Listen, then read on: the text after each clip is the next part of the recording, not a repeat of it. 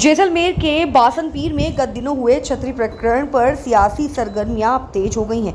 पक्ष और विपक्ष के मध्य तल्ख टिप्पणियों और बयानबाजियों का दौर सतत जारी है। इसी बीच आज शनिवार को पूर्व सांसद एवं बायतू विधायक हरीश चौधरी थार की अपनायत यानी कि थार के आपसी सौहार्द व भाईचारे को कायम रखने उद्देश्य से बाड़मेर से जैसलमेर आते समय विधायक ने काफिले में जिला प्रशासन द्वारा फतेहगढ़ में ही रोक दिया गया, जिसमें बायतू विधायक हरीश चौधरी और प्रशासन के बीच जमकर बहस भी हुई, लेकिन प्रशासन ने उन्हें जैसलमेर में प्रवेश नहीं करने दिया।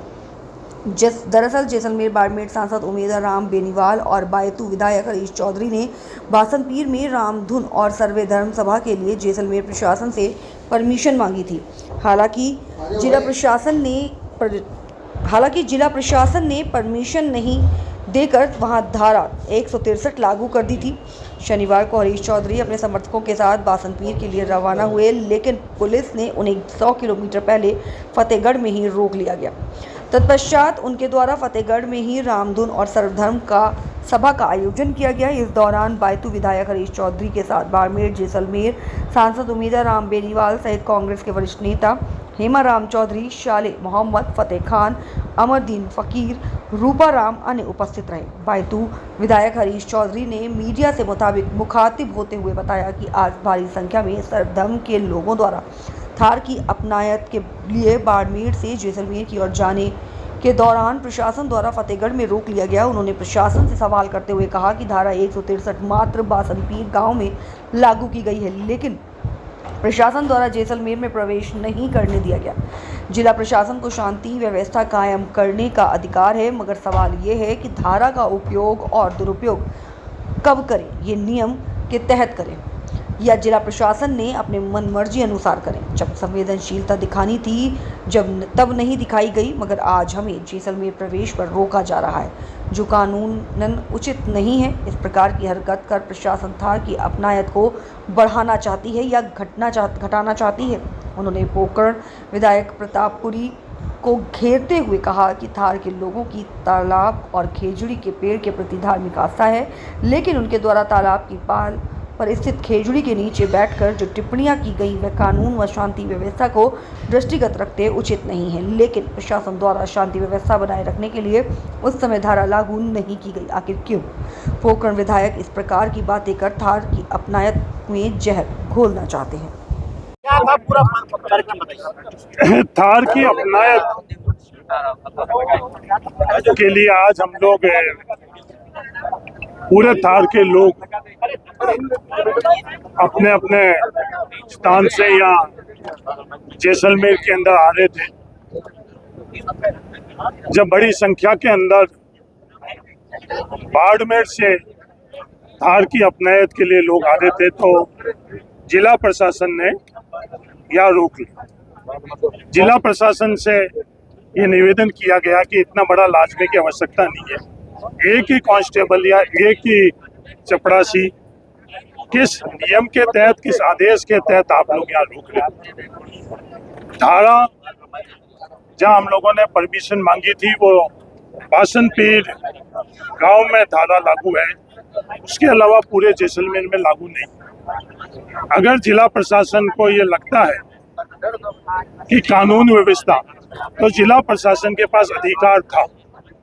सबसे बड़ा सवाल ये कि इस धारा का उपयोग और दुरुपयोग कब करे, ये नियमों के तहत होना चाहिए या जिला प्रशासन के अपने खुद के मन मर्जी अनुसार होना चाहिए। जब इसका उपयोग करना था, जब संवेदनशीलता दिखानी थी, इसको लागू करना था, उस वक्त इन्होंने लागू नहीं किया।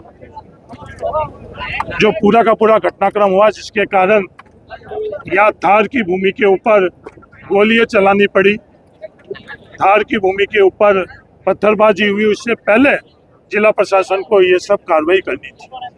वो होने के बाद में जिला प्रशासन को तत्कालीन जब इतनी बड़ी घटना हो गई तो ये धारा लागू करनी थी, पर जिला प्रशासन ने वह धारा लागू नहीं करी।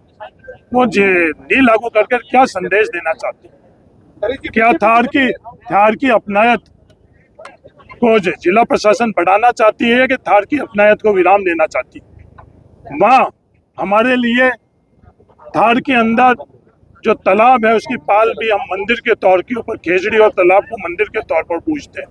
उस पाल पर जो शब्दों का इस्तेमाल किया गया, क्या यह कानूनन तौर पर सही है? क्या थार का व्यवहारिक तौर पर सही है? क्या संवैधानिक तौर पर सही है?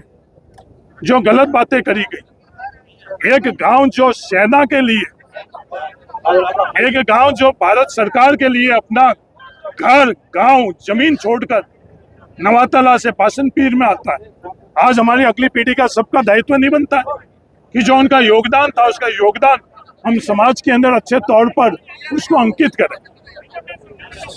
उसके उल्टे सिर्फ अपनी छोटी मानसिकता रखते हुए पोखरण विधायक प्रतापपुरी जी ने जो बातें वहां करी, और वो बातें करने की इजाजत जो नियम और कानून के माध्यम से उनको नहीं देनी चाहिए, उसका उस वक्त इस्तेमाल नहीं किया गया। जो वहां जिस प्रकार की बातें करी, सिर्फ यहाँ तक ही नहीं, आज वो चीज हम लोग भुला चुके हैं। जो ब्राह्मण पालीवाल समाज के साथ में जो घटित हुआ, वो आज इस पीढ़ी के अंदर हम सब लोग भूल चुके हैं। उनको कुरेद कर, उनको वापस याद दिलाकर क्यों दो जातियों के बीच के अंदर दूरियां पैदा करने चाहते हैं? आज ब्राह्मण परिवार वो तमाम बातें भूल चुका है, और वो वापस पोखरण विधायक प्रतापपुरी जी वो बातें वापस याद दिलाकर क्यों जहर फैलाना चाह रहे हैं कि पालीवाल परिवार गांव छोड़कर चले गए थे।